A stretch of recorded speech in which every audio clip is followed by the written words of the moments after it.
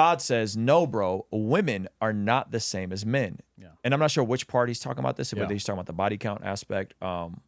Men don't want women that are not submissive. Yeah. Typically, men prefer women who are more agreeable, right? And then men typically, and women typically prefer men who are more kind of dominant, that sort of thing too. But these things still look different depending on different households and contexts as well too. And some men prefer women that are a little bit more assertive, you know what I mean, aggressive. You were talking about the parallel for the Christian man being Christ in the church. Yeah.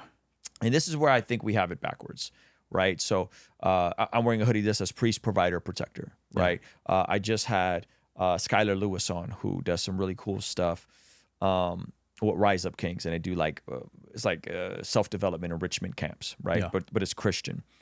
And so he talked about how it's having your faith, your family, your fitness, and your finances. And once those four things are in order, then you'll be better off, right? I say priest, provider, protector. So here's how I think about it.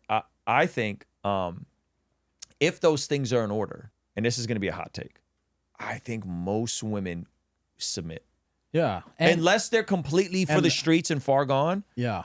Well, most we should women even submit. define that, though, because how the red pill talks a lot of the time when they talk about submit, they really just mean a woman that's like, it doesn't sound like a woman to me. It sounds like a doormat or something, right? You know what I mean? Just a woman who does whatever I say. I'm like, no, you want a slave. You don't want a woman. You want a slave. You know what I mean? Right. And so that's not what it is either. You know what I mean? Yes. And so when we say submit, you know, and I think you're working together as a team. Yep. And the way I think about it is like, an army is going to be divided if you have everybody's a commander. You know what I mean? And so you have to have somebody who's taking the lead, calling the calls or whatever like that too, when you guys can't agree on something, when you lock horns. I think when I say submit, what I'm being very specific about is who has the spiritual authority and who has maybe the final say over a fork in the road decision. Yeah. Right? So it's not something that's like frequently thrown around. Because by the way, I just think that's bad leadership. Like if you got to keep reminding people that you're a leader, you're the authority, you're the boss, you're the man, that you're just not a good leader, in my opinion. Because someone who really walks in authority doesn't have to keep reminding everybody that they walk in authority. So what I'm saying is,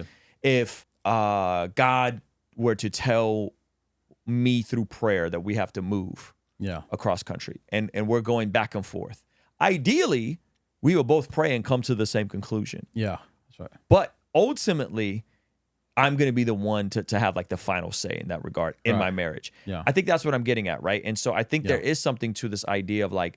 so it's not like, hey, woman, go cook me a meal. You don't want to cook, submit. Yes. It's like, you're not like throwing out submit. You know, you have to submit. It's not it's not a weapon. Right. You know what I mean? It's not not a weapon. You're on a team. But there is something to the idea of responsibility without authority can be viewed as slavery. Right? Like if you are, as a man, are responsible for the finances, responsible for the spiritual development of your family, responsible for all these different aspects, but we have no authority. That sounds like slavery. Right? Now I'm doing I'm working in a institution and I have to do all these things and be responsible for all these things, but I have no say so in how to drive the institution. Like that's wild. And so I think that's where people go in error. Right now, to your point, it's not a domineering dominance. It's not the same. Leadership and dominance aren't the same thing, right? Submission and obedience aren't the same thing, right? To submit is to willfully submit, versus like my kid has to be obedient, right? Like, you don't get no choice, son. You know, like, and so I think that's the tension that we live in, and I think it's hard for people to detangle that because a lot of times when people in the red pill are saying submit, they mean dominance. Right. And when we're saying leadership, we mean dominance. Excuse me. When they say submit, they mean obedience. When they see leadership, they mean dominance. And it's not that. And so it's like something that as a true leader, you seldom have to pull that card. And it's even as an employer, I don't have to remind everybody that I'm the boss. Like, I'm, you know what I mean? Like, how stupid do you look? Just like, I'm the boss. Right. And so, man. So somebody said obedience sounds the same to me. Nah, I don't think so. I think there's a huge difference between my son having to submit to me, my son having to be obedient to me, and my wife submitting to me in very specific contexts. Well, think about it, even gospel, in the terms of the gospel, right? Jesus willfully submitted to the Father, you know what I mean, for our sins. And he said, remember when he's like, Father, if it's your will, please take this cup from me, but not my will, but thy will be done. And so in that moment, he submitted willfully. He could have just said no, you know what I mean? And so I think there is a difference there that, because I agree with you too. It's just like my child, you know what I mean? He can, voice his concern, but I mean, it's a lot different than my relationship with my wife. Yeah. What do you think about submission being difficult because it was kind of predicted to be difficult in the fall? Right. Where it says like, man, your curse is going to be thorns and thistles. Woman, you're going to want to what is the word? I know what you're talking about, though. You know what it's right in the fall. Yeah, it's right at the beginning. You will desire your husband. Right. Basically, desire his authority. Right. And so it's like it's there. Like it's something that people will always struggle with to a certain degree. I think the tough part is like if two people are operating in their brokenness, the man is struggling with laziness. Because thorns and thistles work is hard. And the woman doesn't want to submit. Right. In my opinion, the man has to go first.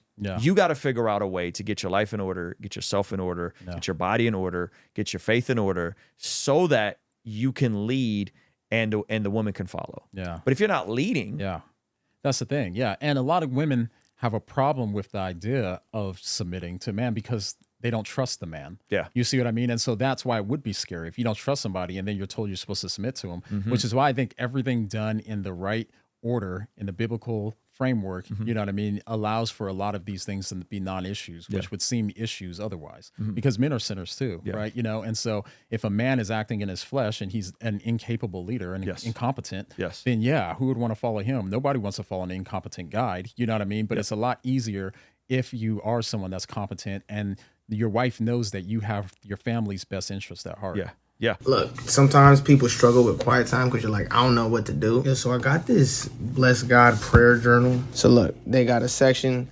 I got praise reports, things I'm grateful for, prayers for other people, personal prayers, memory verse, I will get this done today. Then my time in the Word showed me, and notes just for free thinking. This thing's mad helpful. Just writing down things that you're grateful for, just doing that consistently, that's another really good way to fight depression and anxiety, because it's I don't know if it's impossible, but it's really difficult to experience the feelings of depression and everything and truly be genuinely grateful for something and dwelling on something that you're grateful for. This actually is really helpful for that as well. We see according to the Bible that prayer is extremely important in terms of us being transformed from the inside out when we get aligned with God's will. For the Christians watching this channel, I want you guys to implement these spiritual disciplines in your day-to-day life. And the only way I've been able to do this consistently is through writing down my prayers in a prayer journal that does a few things. One, it allows me to reflect and come to God